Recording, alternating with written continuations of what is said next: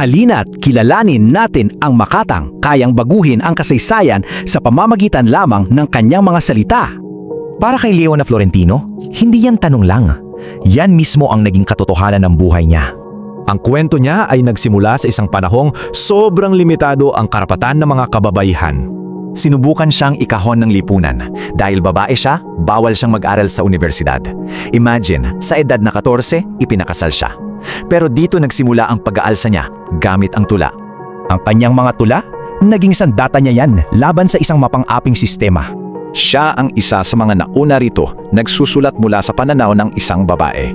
Dito, kitang-kita yung tapang niya at paglaban sa kung ano ang inaasahan sa kanya. Pero dahil sa katapangan niyang to, may mabigat siyang pinagbayaran. Tingnan niyo to. Ang layo ng buhay niya sa inaasahan ng lipunan sa isang babae noon. Ang naging kapalit ng sining niya, ang mawalay sa sarili niyang pamilya. Pero hindi dyan natapos ang kwento.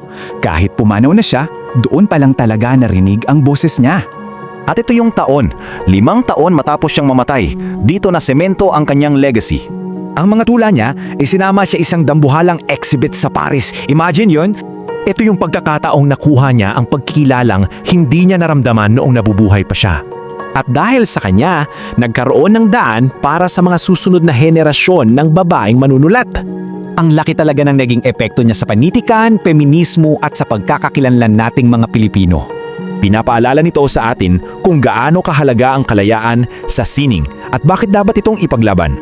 Dahil sa kwento ni Leona, mapapaisip ka, sino-sino pa kayang mga boses ang naghihintay lang matuklasan? Kung nagustuhan mo ang kwentong ito, huwag kalimutang i-like ang video, mag-subscribe at i-on ang notification bell para sa iba pang alamat at kwentong bayan. I-share mo rin ito para mas marami pang Pilipino ang makaalala ng kagandahan ng ating mga kwento.